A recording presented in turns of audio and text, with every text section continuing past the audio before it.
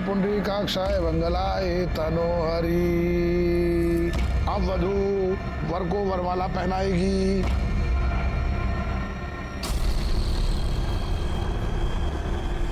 ये लो बेटा। ये क्या हो रहा है? डाल दो बहू, डाल दो, डाल दो, डाल दो।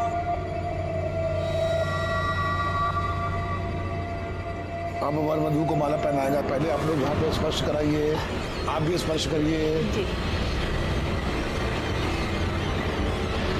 और विवाह संपन्न हुआ।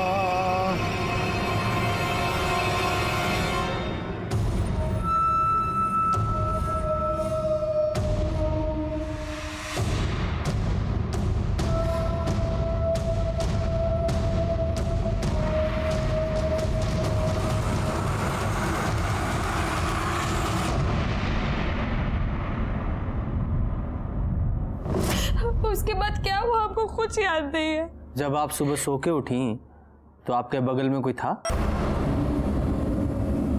बोलिए। जी भानु। कौन भानु? जिस मरा हुआ आदमी से अपना शादी हुआ ना, उसका छोटा भाई। यादव जरा पता कीजिए। सर चलिए। अरे किसी को कुछ होश वोश है कि नहीं? घर से बहू बाहर निकल गई है, हर कोई कह रहा है हमें नहीं मालूम, हमें नहीं मालूम। अरे किसी को कुछ बताओ तो कि कहाँ गई है वो? अरे तभी ना कह रहे हैं, इतना सब लोग हो तुम लोग, देख नहीं सकते थे कौन कहाँ जा रहा है? लेकिन हम तो अभी सो के उठे हैं। तुम तो सोते रहो बस।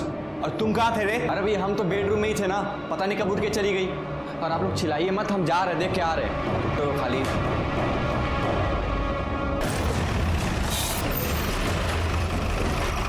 आइए साहब। पापा पुलिस पुलिस। कहा हुआ बहू? दरोगा जी, लड़की बोल रही है कि मरा हुआ आदमी से शादी करवाएं आप लोग इसका। मरा हुआ आदमी? इसका तो दिमाग खराब हो गया है। ये हमारा बेटा है छोटा भानु, इसके साथ ब्याह हुआ इसका। ए जाओ एल्बम लेके आ जरा। हाँ दिखाते हैं। देखिए जब आप एल्बम देखिएगा आपको सब पता चल जाएगा। अरे बारात गई, विधि विधान से शादी हुआ, अब कैसे समझाएं हम आपको? अरे लाओ। ला रहे हैं। ले लीजिए।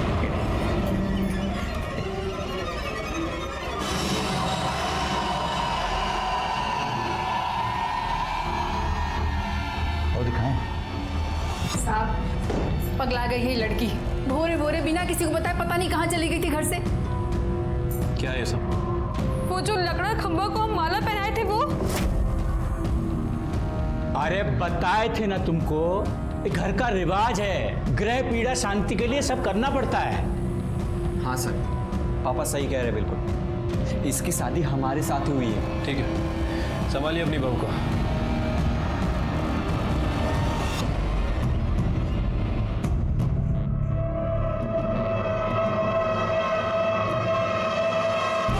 सर लड़की का मानसिक संतुलन ठीक नहीं है, कुछ भी बोल रही है सर। ठीक है।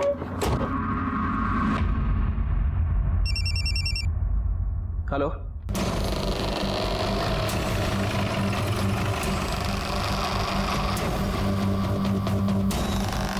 हटिए आप।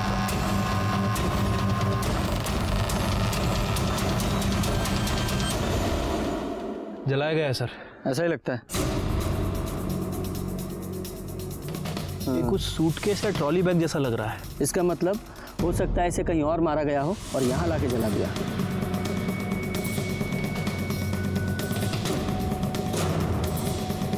ब्रेसलेट? हाँ, डिजाइन देख के ऐसा लग रहा है जैसे औरतें या लड़कियां पहनती हैं, है ना? हाँ सर। हो सकता है किसी औरत या लड़की की लाश है। लेकिन सर पता कैसे करें कि किसकी बॉडी है?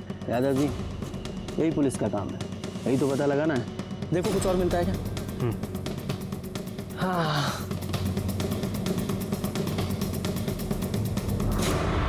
सर फोन मिला है। देखो कोई सिम कार्ड या मेमोरी कार्ड बचा है क्या इसमें? सर रीढ़ की हड्डी टूटी हुई है, मतलब किसी धारदार हथियार से वार किया गया है। और फॉरेंसिक रिपोर्ट के हिसाब से पहले मर्डर हुआ है और उसके बाद बॉडी को जलाया गया। साहब वो जो बॉडी पे सिम मिला था ये उसकी रिपोर्ट है और आधार कार्ड का कॉपी भी। ठीक है।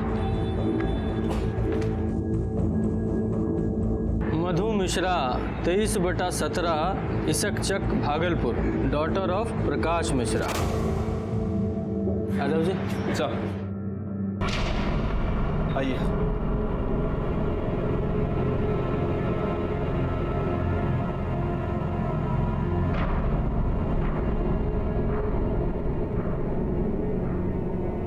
एक मिनट रुकिए। देखिए सिर्फ कंकाल ही बचा है और बॉडी का पहचान सिम कार्ड से हुआ है। इसे पहचानते हैं आप दोनों? ये हमें बॉडी के पास मिला है।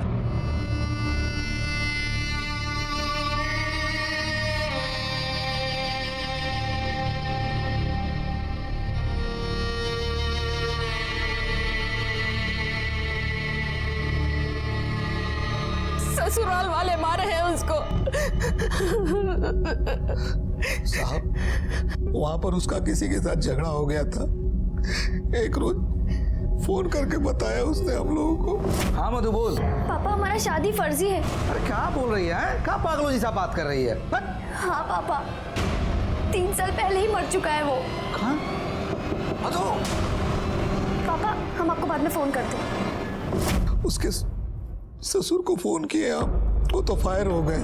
कहने लगे कि आपके आंखों के सामने आपके आंगन में अपने छोटे बेटे भानु के साथ शादी किया था। एक मिनट, क्या नाम बताया?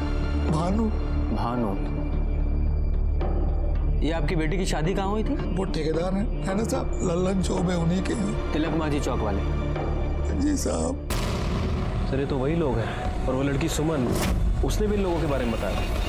सुमन तिवारी नाम की औरत पहले ही मेरे थाने में आ चुकी थी।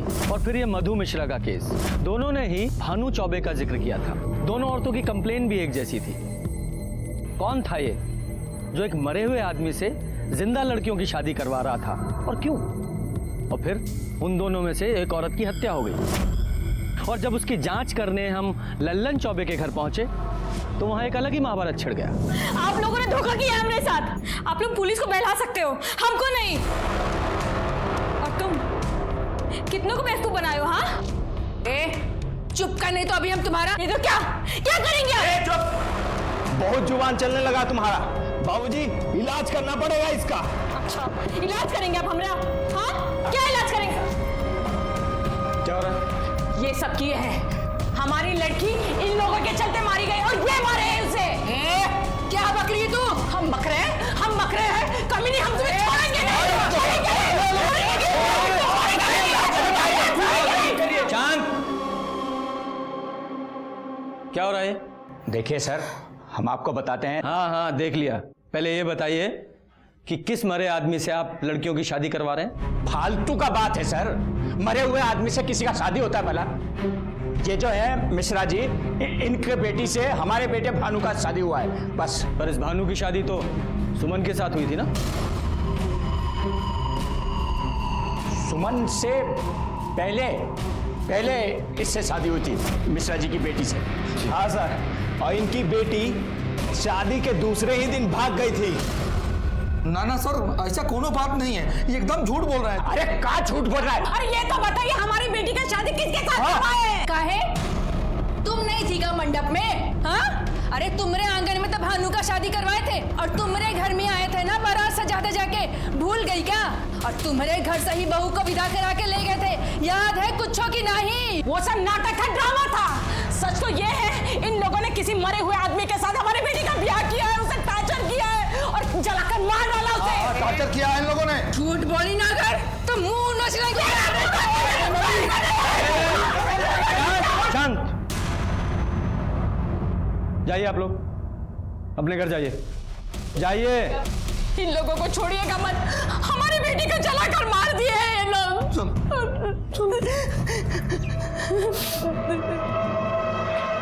यादव जी चलिए।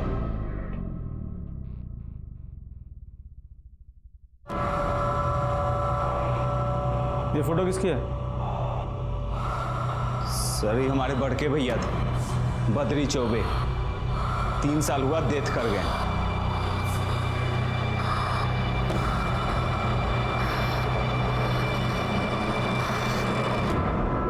यादव, ये मधु शादी के एक दिन बाद ही अपनी ससुराल से निकल गई, तो फिर गई कहाँ? साहब, ये मधु मिश्रा के सिम के कॉल रिकॉर्ड्स। हाँ ठीक है दादा जी, कॉल रिकॉर्ड के हिसाब से तो मधु का फोन सुबह 7:23 पे बंद हुआ था, हैं? मोबाइल लोकेशन के हिसाब से पहले वो तिलक मांझी से पिसक चौक गई, मतलब अपने ससुराल से निकल के अपनी माँ के घर। हाँ, और उसके 20 मिनट बाद नाथनगर, वहाँ उसका फोन 7:23 पे बंद हुआ है। मतलब मधु अपने ससुराल से निकल के अपनी माँ के घर गई, फिर अपनी माँ के घर से निकल के कहीं और चले गए। लेकिन सर मधु के माँ बाप ने हमसे ये बात नहीं बताई थी। मतलब आप जो बोले कि मधु का आपको फोन आया वो सब झूठ था? सर फोन नहीं आया था, वो खुदे आ गई थी शादी के एक दिन बाद। अरे आ रहे हैं भाई, कहाँ हुआ? सुबह आ गया मधु। अरे कहाँ हुआ भाई? कहाँ बना रखा अपना हालत भाई? हैं इस कहाँ हुआ? अभी अभी तो तेरा ब्याह हुआ और इतनी सुबह तू यहाँ क्या कर रही है और रो कहाँ रही है? कहाँ बात है? ये सब कहाँ है? हाँ पापा, हमारी शादी फर्जी है। हमारी शादी एक मरे हुए आदमी के साथ हुई है। वो 3 साल पहले ही मर चुका था। अद्री चौबे, भानु का बड़ा भाई। ये क्या बोल रही है तू?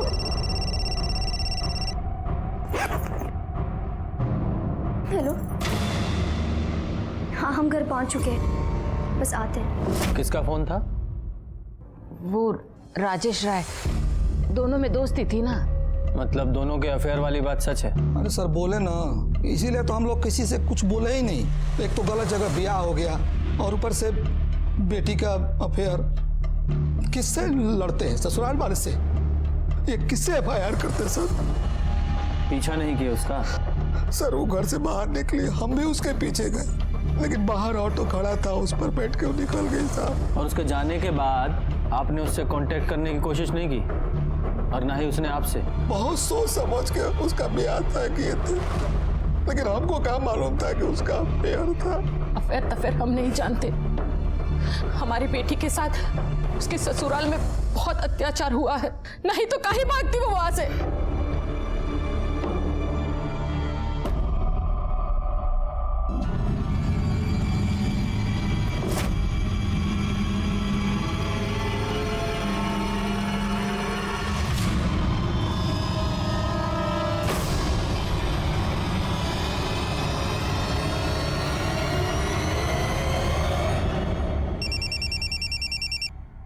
हेलो हेलो सर, मैं सिंटू बोल रहा हूँ। राजेश राय का पता चल चुका है। देखो, खबर है कि बॉडी मिल गया है। भाग लो बेटा। और हाँ सुनो, पुलिस ने पकड़ा तो हमारा नाम मत लेना। अरे ऐसा कुछ नहीं होगा, तुम फोन रखो अभी। ये राजेश राय कहाँ रहता है? वो है ये रुक।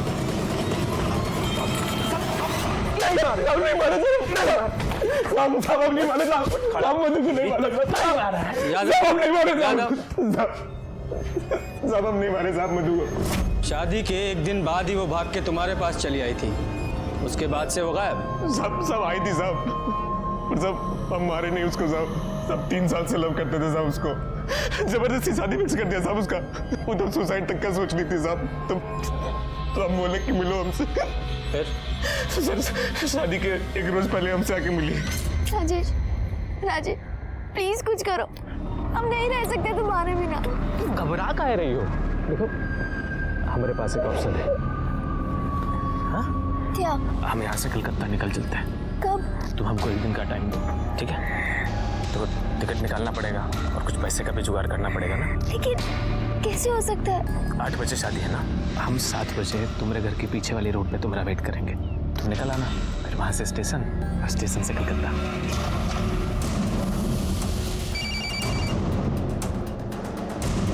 कहाँ हो तुम? मधु हम आ रहे हैं। बारात बस पहुँचने ही वाली है। तुम चिंता ना करो, हम आ रहे हैं, पहुंच रहे हैं ना।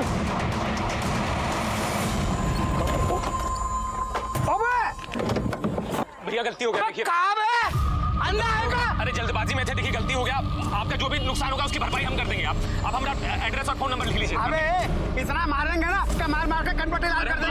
चल चल 10,000 रुपये निकाल चल। अरे 10,000 किस बात का? 200 रुपए का मटकाट आता है, हम दे देंगे ना। बोल रहे हैं 200 रुपए में ठीक होता है। अरे हम बोल रहे हैं यार, हमसे 10,000 में निकाल गाना हमको कहीं पहुंचना है। देखिए बहुत बड़ा इमरजेंसी है, हमको जाना है, इंतजार कर रहा है। अरे हम कर देंगे सारा भरपाई। अरे मेकअप हुआ कि नहीं? बहुत ही प्यारी लग रही है, नजर ना लगे। अरे जल्दी करो भाई सब लोग, हैं दरवाजे पर बारात लगने वाला।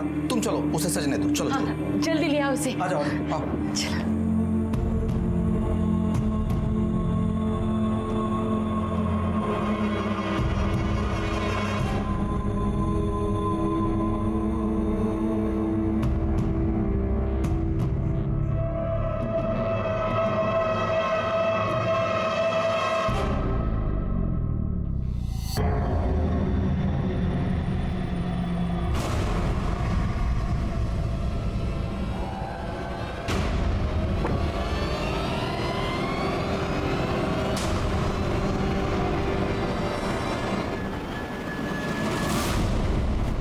मधु हमसे गलती हो गया, देखो लाइफ ओवर हो गया है हमारा, ओवर। तुमने हमें धोखा दिया और यहाँ भी हमारे साथ धोखा हुआ है। मधु देखो तुम रो मत मधु, हम है ना, हम सब संभाल लेंगे मधु, हम है ना, हम आ रहे हैं। नहीं अभी नहीं, यहाँ बहुत लोग हैं, तुम्हें मार देंगे। हाँ तो मधु मेरी बात सुनो, देखो वो जो नाथनगर वाला पानी का टंकी है ना, तुम सुबह 6 बजे वहां आ जाना, हम पहुंच जाएंगे। दुल्हन, ओ दुल्हन,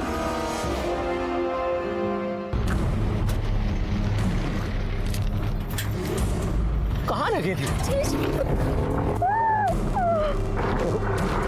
रो मत। तुम आए क्यों नहीं? देखो यकीन करो, हमारा एक्सीडेंट हो गया था। हमारा शादी फर्जी हुआ है। फर्जी मतलब? जिससे हमारा शादी हुआ है वो पहले से ही मरा हुआ है। मतलब शादी हुआ ही नहीं तुम्हारा? पर राजेश, रात में कुछ हुआ हमारे साथ। कोई था कमरे में, हमारे बेड पे। हम बेहोश थे, पर सच में हमारे साथ कुछ हुआ।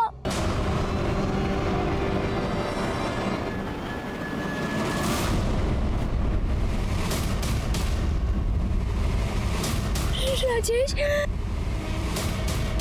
तुम लौट जाओ। राजेश क्यों? तुम घर लौट जाओ। राजेश, तुम सामने फोन करेंगे तुम। राजेश तुम मुझसे प्यार करते हो। राजेश, मतलब उसको छोड़ के तुम निकल गए? हाँ सर। ये भानु का दोनों लड़कियों से शादी हुआ था ना? हाँ सर। हमको लगता है कि असली खिलाड़ी ये भानु ही है। वैसे सर ये मधु ने राजेश को अपनी फर्जी शादी के बारे में बताया था, और फर्जी शादी नहीं बल्कि ये भी बताया था कि उसके साथ संबंध भी बनाए गए कोई नशे की दवा देकर। और राजेश के बयान के हिसाब से हमको लग रहा है कि ये चौबे फैमिली कोई ना कोई कांड की है। ये चौबे फैमिली जलेबी खिला रही है हमको। चौबे जी, आपकी दोनों बहुओं ने एक ही बात बताई। अच्छी खासी पोस्ट ऑफिस की नौकरी थी, उसका इंटरव्यू देने नहीं गए तुम? कौन सा भूत सवार हुआ है तुम पे ये बिजनेस करने का?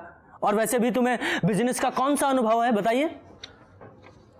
हम बाद में बात करते हैं तुमसे आके।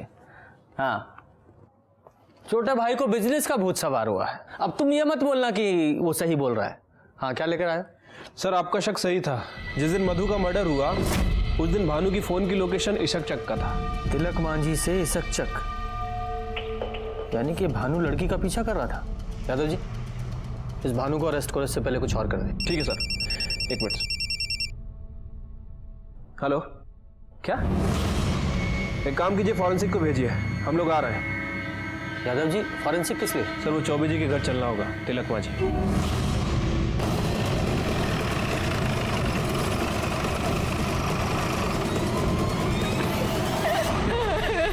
क्या हो गया? पीछे चलो, पीछे। कौन मार के चला गया मेरी बहू को? अरे काय रो रही हो तुम? चुप रहो।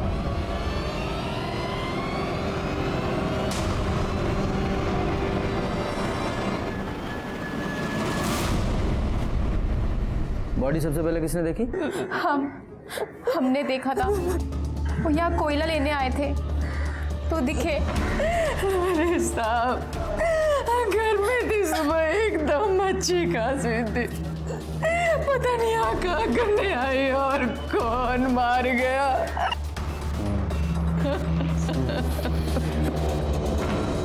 जा पूरे घर की तलाशी लो, देखो कोई कुल्हाड़ी या गंडासा जैसी चीज मिलती है क्या।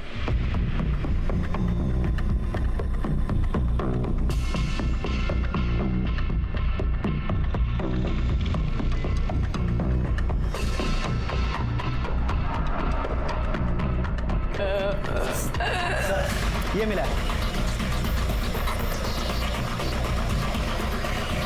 कहाँ मिला ये? सर पीछे छज्जे पे रखा हुआ था। हाँ, क्या है ये? नहीं जानते साहब, हमने किसी को नहीं मारा। और तुम्हारा वो दूसरा बेटा भानु कहाँ है वो?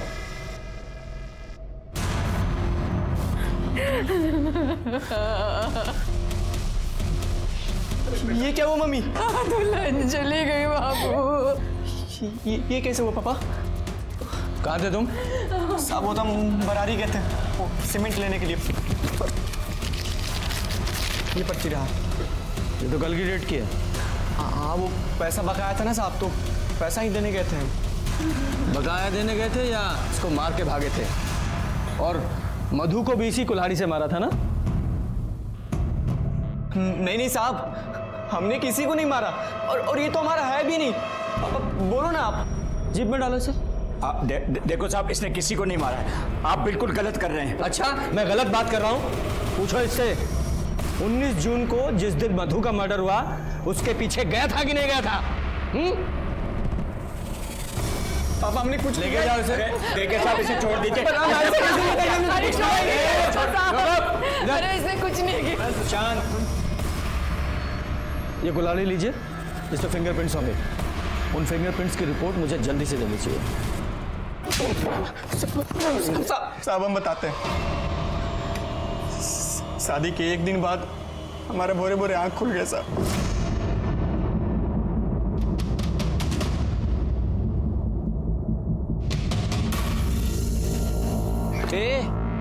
क्या चल रहा है? हाँ, कहाँ भाग गई वहां से? क्यों? तुम नहीं जानते? बाप बेटे मिलके धोखा दिए हमें, अब हमें वहां नहीं रहना।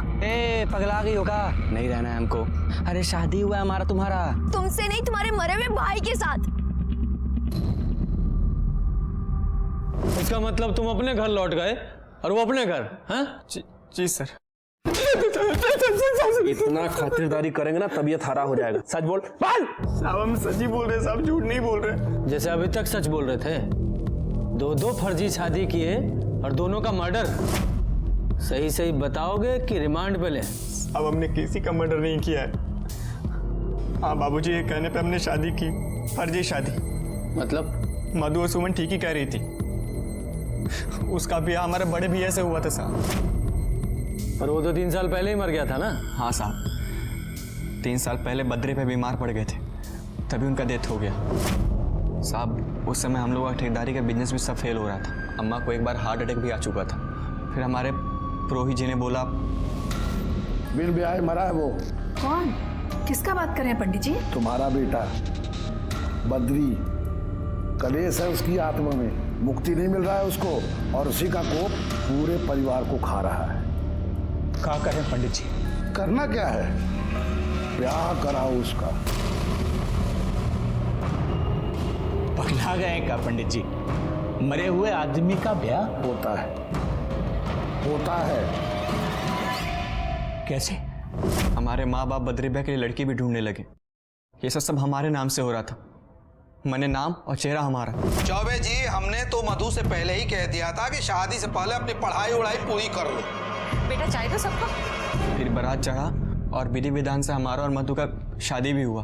फिर शादी के बाद मधु को घर लेकर आए तो पंडित जी ने ओम सहना भवतु सहना भवतु सवीरम कर्मा भवतु तेजस्विनावती मस्तुमा विदुषा भय। ओम शांति शांति। जजमान, गठबंधन का वक्त हो चुका है, गठबंधन करिए।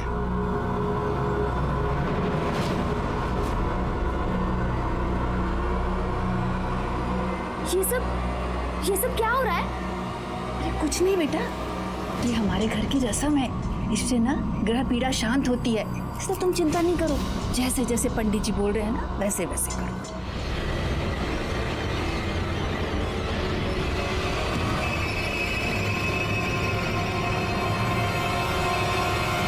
फिर एक दिन बाद मधु घर से भाग गई। मधु के जाने के बाद पंडित जी के बोलने पर हम लोगों ने फिर से दूसरी लड़की देखनी शुरू कर दी और इस बार हम लोग एक गरीब घर की लड़की फाइनल की सर।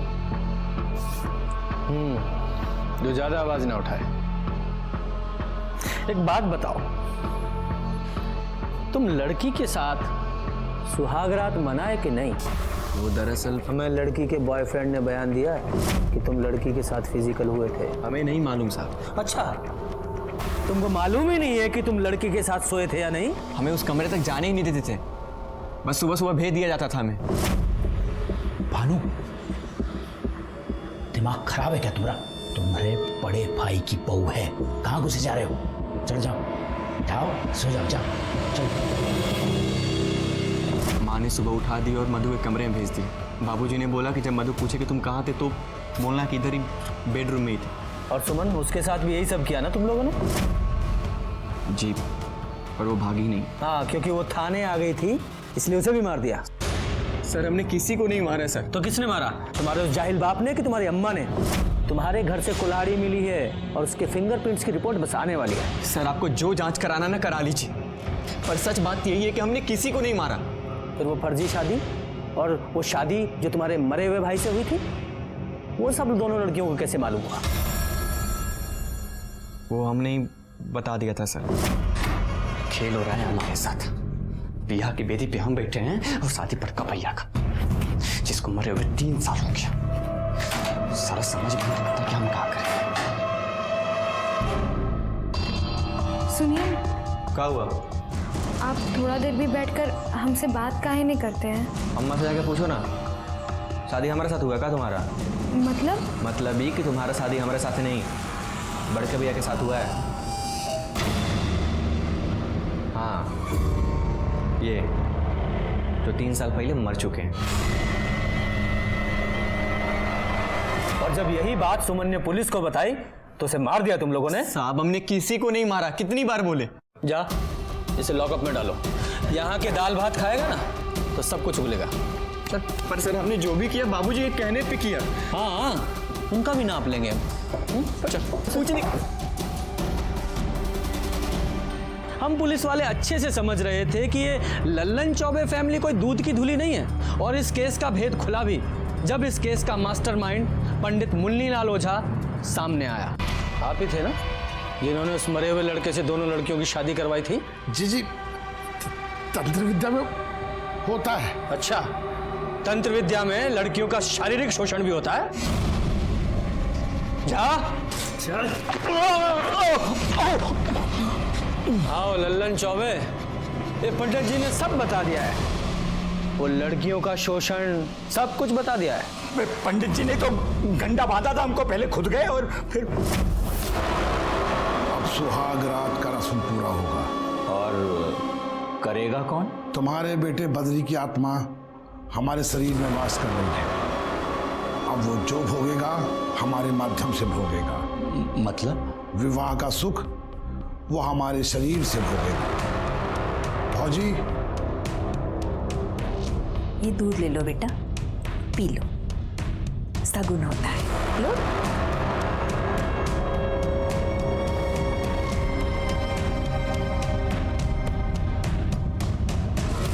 बस नहीं, पूरा पी लो बेटा, सगुन होता है ना, पूरा पी लो।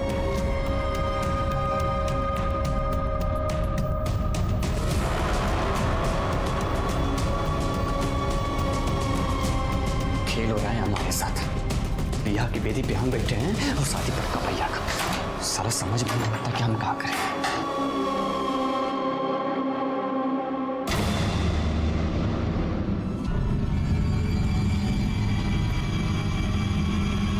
अब आप लोग बाहर जाइए।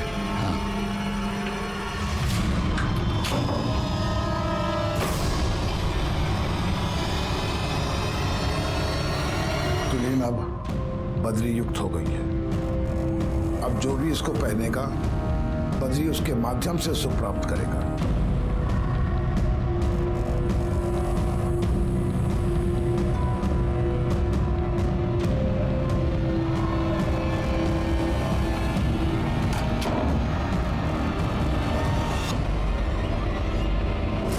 किस किस को गंडा बांधा था?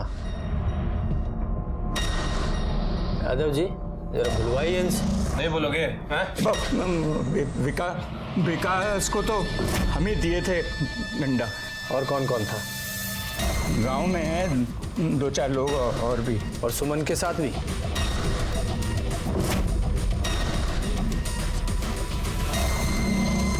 आज रात के बाद ये गंडा मैं तुमको दे दूंगा।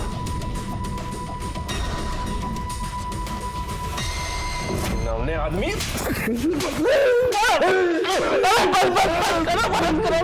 हत्या भी कबूल कर लीजिए पंडित जी, वरना बहुत पिटाई करेंगे। कोई हत्या नहीं करी हमने, कदम ने कोई हत्या नहीं करी हमने। चौबे तुमने? नहीं साहब, हत्या बिल्कुल नहीं। हत्या नहीं कि हम मरे हुए बच्चे की सौगंध खा रहे। जो कुछ किया था सब बक दिया ना आपके सामने, पर हत्या हमने नहीं की साहब, बिल्कुल नहीं की। यादव जी इन्हें यहीं चढ़ाओ, बलात्कार और जालसाजी का केस लगाओ। चल बैठो यहाँ पे।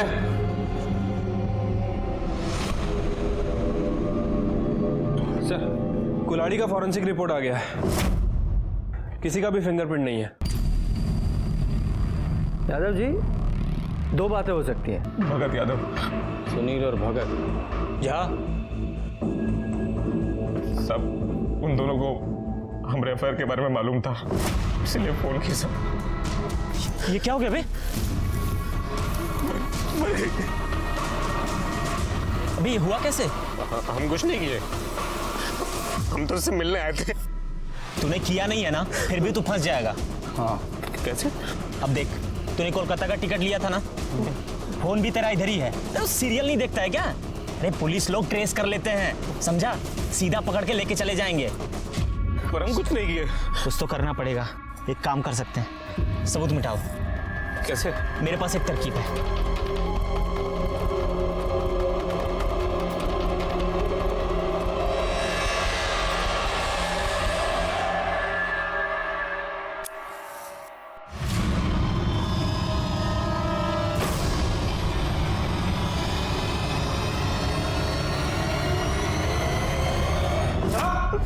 हाँ यही है ना तुम्हारे साथ के वो 2 महारथी, तुम्हारे दोस्त?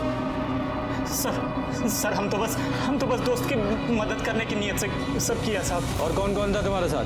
कोई नहीं सर, सूटकेस हम अपने घर से लाए सर, और पेट्रोल दोस्त से मंगवाया था सर। काहे कि वहाँ पेट्रोल पंप पे CCTV लगा है सर।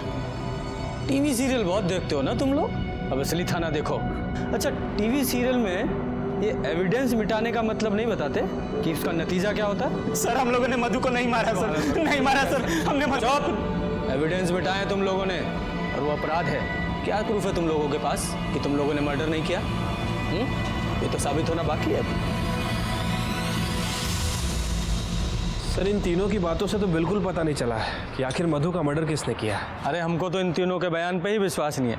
अरे 5 मिनट के अंदर कैसे कोई किसी को मार के जा सकता है? बहुत मुश्किल है सर। साहब ये सुमन का पोस्टमार्टम रिपोर्ट। हाँ ठीक है। स्पाइनल कॉर्ड टूटा हुआ है, गहरा जख्म है। यादव जी ये मधु की पोस्टमार्टम रिपोर्ट निकाल लीजिए। ले लीजिए सर। ये देखिए, ठीक वैसा ही गहरा जख्म का साइज भी 5 से 5.5 इंच के बीच। यादव जी ये तो कंफर्म है कि दोनों लड़कियों को एक ही आदमी ने मारा है। क्या कर रही है पुलिस? हाँ हमारे बेटे के हत्यारे को अब तक क्यों नहीं पकड़ा? कौन शोर मचा रहा है? देखो सर। हम ऊपर तक जाएंगे, मीडिया को बुलाएंगे, हम छोड़ेंगे नहीं किसी को। देखना क्या हुआ है? क्या हुआ? क्या हुआ हमारे बेटे के केस का? हाँ कहाँ है हत्यारे लोग? फांसी पे चढ़ा दीजिए उन चौबे और उसके परिवार वालों को। हत्यारे कहीं के पापी लोग हैं वो लोग। छोड़ना नहीं किसी को, हम कह रहे हैं आपको। अरे तुम यहाँ क्या कर रहे हो? अरे पुलिस अपना काम करे। चलो घर चलते हैं। माफ कीजिएगा साहब, क्या है ना कि बेटी के कारण थोड़ा सा परेशान है। चलो पुलिस अपना काम करेगी। हमारे बेटे के हत्यारे को छोड़ना नहीं। हाँ, पता चल रहा है। हम किसी को नहीं छोड़ेंगे हमारे बेटे के हत्यारे को।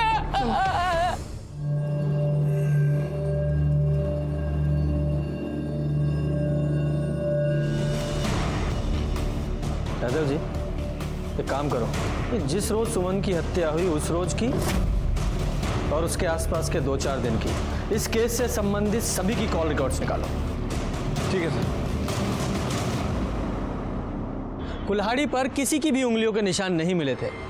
ऐसा लग रहा था कि सबूत मिटाने की कोशिश की गई है। इस केस से जुड़े सभी लोग किसी और ही पहलू की दस्तक दे रहे थे। दोनों लड़कियां 2 अलग परिवारों से थीं, लेकिन सबूतों को देखने से लग रहा था कि दोनों को मारने वाला कोई एक ही है। पर वो था कौन?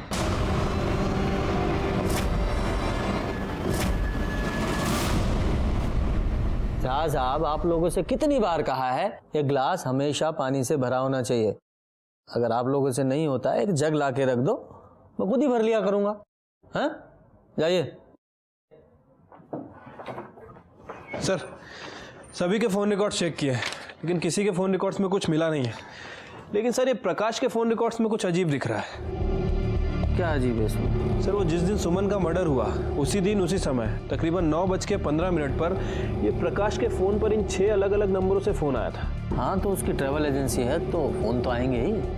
सर, फ़ोन तो आएंगे, लेकिन इन 6 नंबरों में से किसी ने भी प्रकाश से 6 से 7 सेकंड से ज़्यादा बात नहीं की है।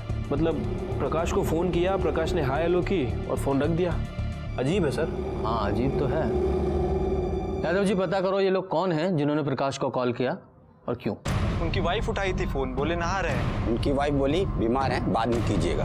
मिसेज मिश्रा से बात हुआ, उस टाइम वो सो रहे थे। मिश्रा जी फोन पे अवे नहीं किए, पूजा पर बैठे थे, फोन वाई ना उठाया। ये बात कौन बोला आपको? और कौन? जिसने फोन उठाया, उनकी वाइफ।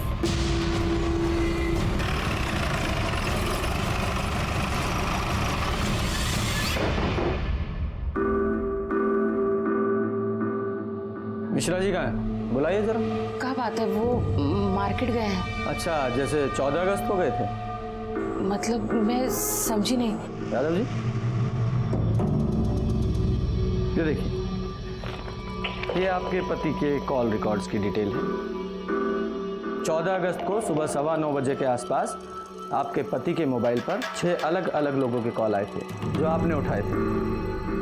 एक बार वो बीमार थे, दूसरी बार स्नान करने गए थे, फिर वो पूजा कर रहे थे।